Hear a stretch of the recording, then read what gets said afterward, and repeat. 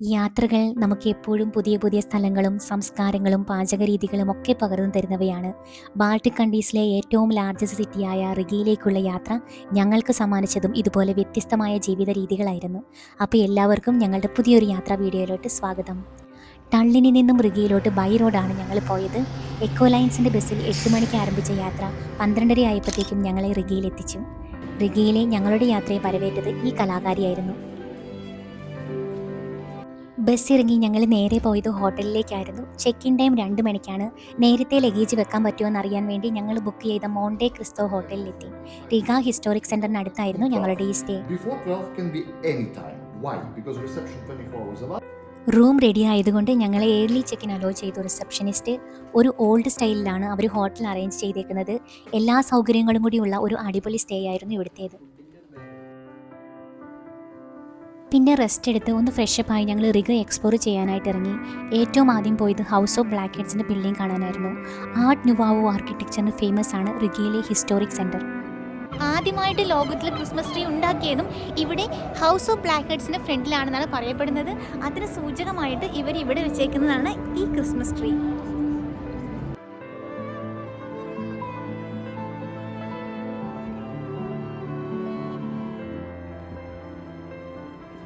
അവിടുന്ന് ഞങ്ങൾ വന്നത് റിഗയിലെ ഏറ്റവും ടോളസ്റ്റും ഓൾഡ് ചർച്ചും കൂടിയായിട്ടുള്ള ഈ സെൻറ്റ് പീറ്റേഴ്സ് ചർച്ചിലേക്കാണ്.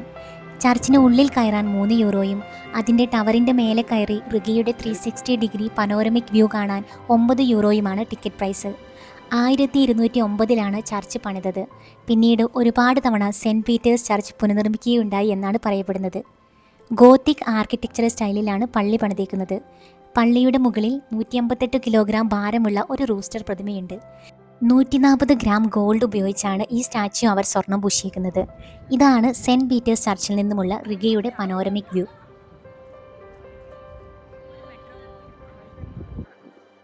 ജീവിതം ഒന്നേയുള്ളൂ, അതാവുന്ന പോലെ എൻജോയ് ചെയ്ത് ജീവിക്കുക എന്ന് പറഞ്ഞു കേട്ടേക്കുന്നതിനെ അക്ഷരാർത്ഥത്തിൽ അനുസരിച്ച് ജീവിക്കുകയാണ് ഇവിടെയുള്ളവർ എന്ന് തോന്നിപ്പോകും. അത്രയ്ക്കൊരു ഹാപ്പനിങ് പ്ലേസ് ആയിരുന്നു റിഗയിലെ ഹിസ്റ്റോറിക് സെൻറ്ററിലെ ഈവനിങ് ആൻഡ് നൈറ്റ് ലൈഫ്. പാട്ടും ഡാൻസും മ്യൂസിക്കും ഒക്കെയായി ഒരു അടിപൊളി വൈബായിരുന്നു ഇവിടെ.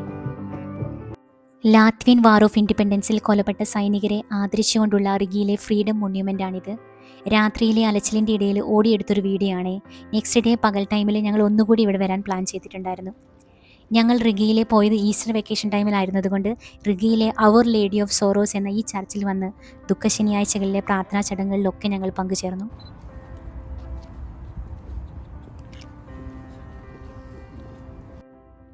ഡിന്നർ കഴിക്കാനായി റെസ്റ്റോറൻറ്റ് തപ്പി നടന്നപ്പോഴാണ് ഞങ്ങൾ ഇങ്ങനെ ഒരു സ്ഥലം കണ്ടിട്ട് ഏതോ ഒരു പഴയ പ്രേതാലയം പോലെ തോന്നിയോ. എന്നാൽ ഇതൊരു റെസ്റ്റോറൻറ്റിൻ്റെ ഔട്ടർ ലുക്കാണ് കേട്ടോ. റോസൻ ഗ്രാസ് എന്ന് പറയുന്ന ഒരു മിഡീവിയൽ തീമി ചെയ്തേക്കുന്ന ഒരു അടിപൊളി റെസ്റ്റോറൻ്റ് ആയിരുന്നു ഇത്. താഴോട്ട് സ്റ്റെപ്പ് ഇറങ്ങി മെഴുകുതിരി വെളിച്ചം കൊണ്ട് ലൈറ്റപ്പ് ചെയ്തേക്കുന്ന ഈ ഒരു റെസ്റ്റോറൻറ്റിൽ എത്തിയപ്പം ഞങ്ങളും പഴയ ഏതോ ഒരു മിഡീവിയൽ കാലത്ത് എത്തിയതുപോലെ തോന്നി. ഞാൻ പറഞ്ഞതുപോലെ ഓരോ യാത്രയിലും വ്യത്യസ്തമായ ഒരുപാട് കാര്യങ്ങൾ എക്സ്പീരിയൻസ് ചെയ്യാൻ വേണ്ടി പറ്റും. അങ്ങനെ ഒരു വെറൈറ്റി എക്സ്പീരിയൻസ് ആയിരുന്നു റോസൻ ഗ്രാസ് എന്ന ഈ റെസ്റ്റോറൻറ്റ് ഞങ്ങൾക്ക് സമ്മാനിച്ചത്. ഒരു നോർമൽ റെസ്റ്റോറൻറ്റിൻ്റെ മെനു കാർഡിൽ നിന്നും വ്യത്യസ്തമായിട്ട് ഒരു ഹിസ്റ്ററി ബുക്ക് വായിക്കുന്നത് പോലെ തോന്നി കേട്ടോ ഇവിടുത്തെ മെനു ബുക്ക്. ഫുഡ് ഐറ്റം, അതിൻ്റെ പിക്ചർ, അത് ഉണ്ടാക്കുന്ന രീതിയൊക്കെ അവർ വിശദമായി എഴുതിയിട്ടുണ്ടായിരുന്നു. റിഗയിലെ ട്രഡീഷണൽ ലാത്വിയൻ ഡ്രിങ്ക് റിഗ ബ്ലാക്ക് ബാൾസമാണ്. അതുകൂടാതെ ഈ റെസ്റ്റോറൻറ്റിലെ സ്പെഷ്യൽ ഐറ്റം ആയിട്ടുള്ള പോർക്ക് മീറ്റ് മിഡീവിയൽ റെസിപ്പിയിൽ ചെയ്തതും ഞങ്ങൾ ഓർഡറാക്കി. എല്ലാത്തിനും ഒരു പ്രത്യേക ടേസ്റ്റ് ആയിരുന്നു. ഒരുപാട് ഹിസ്റ്ററി ഉറങ്ങിക്കിടക്കുന്ന ഈ റെസ്റ്റോറൻറ്റിലാണ് 1201 നിർമ്മിച്ച റിഗയുടെ ആദ്യത്തെ ഡിഫൻസീവ് വാളിൻ്റെ ശകലം സൂക്ഷിച്ചേക്കുന്നത്. അങ്ങനെ ഒരുപിടി നല്ല ഓർമ്മകളുമായി റിഗയിലെ ഞങ്ങളുടെ ആദ്യത്തെ ദിവസം കടന്നുപോയി. നെക്സ്റ്റ് ഡേ രാവിലെ കുറച്ച് മധുരത്തിൽ നിന്ന് ഞങ്ങൾ തുടങ്ങി കേട്ടോ. ഇവിടെ ബ്രേക്ക്ഫാസ്റ്റിന് സ്വീറ്റ് ഓപ്ഷൻ ആയിരുന്നു കൂടുതൽ. മീറ്റ് ആൻഡ് ചീസ് ഐറ്റംസും അവൈലബിൾ ആണ്. ബ്രേക്ക്ഫാസ്റ്റ് ഒക്കെ കഴിച്ച് ഞങ്ങൾ വന്നത് ഈ ക്യാറ്റ് ഹൗസിൻ്റെ ബിൽഡിംഗ് കാണാൻ വേണ്ടിയിട്ടാണ്. ഈ ക്യാറ്റ് ഹൗസിൻ്റെ പിന്നിൽ ഒരു സ്റ്റോറി ഉണ്ട് കേട്ടോ. ഇതിൻ്റെ ഉടമയ്ക്ക് ഇവിടുത്തെ പവർഫുൾ ഗിൽഡിൽ നിന്നും മെമ്പർഷിപ്പ് നഷ്ടമായപ്പോൾ അതിൻ്റെ അതൃപ്തി പ്രകടിപ്പിക്കാനായിട്ട് അയാൾ 2 പൂച്ചയുടെ ശില്പം നിർമ്മിച്ച് അവയുടെ പിൻവശം ഗിൽഡിന് അഭിമുഖമായി വരുന്ന രീതിയിൽ നിർമ്മിച്ചു എന്നാണ് കഥ. അങ്ങനെ കഥയിലെ ബിൽഡിംഗ് ഒക്കെ കണ്ട് നടന്ന് നമ്മൾ ഇന്നലെ കണ്ട ഫ്രീഡം മോണ്യുമെൻറ്റിൻ്റെ ഫ്രണ്ടിലെത്തി. 1935 ഈ മോണ്യുമെൻറ്റ് റിവീൽ ചെയ്തത്. ഏറ്റവും മുകളിലായി 3 ഗോൾഡൻ സ്റ്റാർസ് ഉയർത്തി നിൽക്കുന്ന ലിബർട്ടിയുടെ കോപ്പർ രൂപമുണ്ട്. ഈ ഫീമെയിൽ ഫിഗറിനെ അഫക്ഷനേറ്റ്ലി മിൽഡ എന്നാണ് വിളിക്കുന്നത് എന്നാണ് പറയപ്പെടുന്നത്. ഗാർഡ് ഓഫ് ഓണേഴ്സും ഇവിടെ ഉണ്ടായിരുന്നു. ഓരോ മണിക്കൂറിലും ഈ ഗാർഡ്സ് ചേഞ്ച് ചെയ്യലുണ്ട്.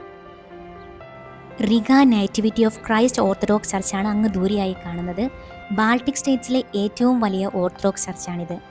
സോവിയറ്റ് കാലഘട്ടത്തിൽ ഇതൊരു പ്ലാനറ്റോറിയവും റെസ്റ്റോറൻറ്റും ഒക്കെയാണ് യൂസ് ആക്കിയിരുന്നത്. എന്നാൽ ഇപ്പോൾ ഓർത്തഡോക്സ് ചർച്ച് സർവീസ് ഡെയിലി നടക്കുന്ന ഒരു ദേവാലയമാണിത്. 2010 കത്തീഡ്രലിൻ്റെ ബെൽ ടവറും ഡോമും 55 ലക്ഷം യൂറോ ചെലവഴിച്ച് ഇവർ സ്വർണം പൂശി. കത്തീഡ്രലിൽ നിന്ന് പ്രാർത്ഥിച്ചിറങ്ങി ഞങ്ങൾ നേരെ പോയത് ഫുഡ് കഴിക്കാനായിരുന്നു. ഈസ്റ്റർ സൺഡേ ആയതുകൊണ്ട് കേരള ഫുഡ് കഴിക്കാനായിട്ട് ഞങ്ങൾ ലെയിംസ് എന്ന കേരള റെസ്റ്റോറൻറ്റിലെത്തി. മലയാളം മൂവീസ് ഓൾമോസ്റ്റ് എല്ലാത്തിൻ്റെയും പോസ്റ്റർ അവിടെ ഉണ്ടായിരുന്നു. ഈസ്റ്റർ ആയിട്ട് അവരുടെ അച്ചായൻ സ്പെഷ്യൽ ഊൺ അവർ നമ്മൾക്ക് തന്നു. എൻ്റെ ഉഗ്രൻ ടേസ്റ്റ് ആയിരുന്നു എല്ലാ ഐറ്റത്തിനും. അങ്ങനെ നല്ല ഫുഡൊക്കെ അടിച്ച് ഞങ്ങൾ ഹോളി ട്രിനിറ്റി ചർച്ച് കാണാൻ വേണ്ടി വന്നു. ഇതും ഒരു ഓർത്തഡോക്സ് ചർച്ചാണ്.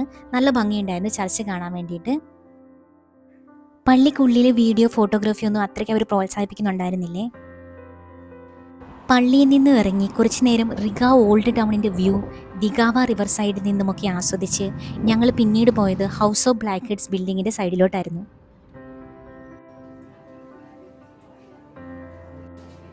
ബിൽഡിങ്ങിൻ്റെ തുടക്കത്തിലുണ്ടായിരുന്ന ഒരു സുവനീർ ഷോപ്പാണ് ഇത്. പുറമേ നിന്നു കണ്ടു എന്നല്ലാതെ ഉള്ളിൽ കയറി കാണാൻ ലാസ്റ്റ് ഡേ പറ്റാത്തത് കൊണ്ട് ഇപ്പോൾ അതിൻ്റെ ഉള്ളിലോട്ട് കയറാനുള്ള ടിക്കറ്റ് എടുക്കാൻ വേണ്ടി ഞങ്ങൾ വന്നു. 7 യൂറോ ആയിരുന്നു ടിക്കറ്റ് പ്രൈസ്. അവിവാഹിതരായിട്ടുള്ള ജർമ്മൻ വിദേശ വ്യാപാരികളുടെ കൂട്ടായ്മയായിരുന്നു brotherhood of black heads. House of black heads ബിൽഡിങ്ങും മോസ്റ്റ് ഓഫ് ദ ഓൾഡ് ടൗണും 1941 നാസി ജർമ്മൻ ആൻഡ് സോവിയറ്റ് ഫൈറ്റിൽ ബോംബിട്ട് നശിക്കുകയുണ്ടായി.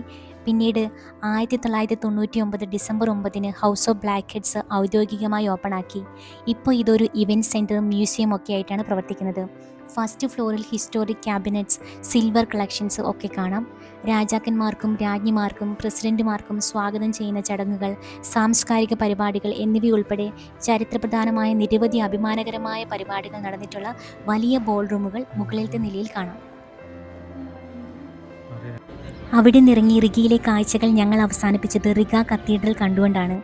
ലാത്വിയയിലെ മോസ്റ്റ് റെക്കഗ്നൈസബിൾ ലാൻഡ്മാർക്കിൽ ഒന്നാണ് റിഗയിലെ ഈ cathedral church of saint Mary. പെയിൻറ്റിങ്ങുകൾ, ഫോട്ടോഗ്രാഫുകൾ, ടെലിവിഷൻ യാത്രാ വിവരണങ്ങൾ ഇവയിലൊക്കെ നമുക്ക് റിഗയുടെ ഈ കത്തീഡ്രൽ കാണാം. അങ്ങനെ ഒരുപിടി നല്ല ഓർമ്മകളും അതിലുപരി ഈ യാത്രയിൽ മനസ്സിലാക്കിയ ഓരോ ജീവിത രീതിയും പാരമ്പര്യങ്ങളും ഒക്കെയായി ഞങ്ങൾ റിഗയോട് ബൈ ബൈ പറയുകയാണ്. റിഗയിലെ കാഴ്ചകളും വിശേഷങ്ങളും ഒക്കെ നിങ്ങൾക്ക് ഇഷ്ടമായി എന്ന് കരുതുന്നു.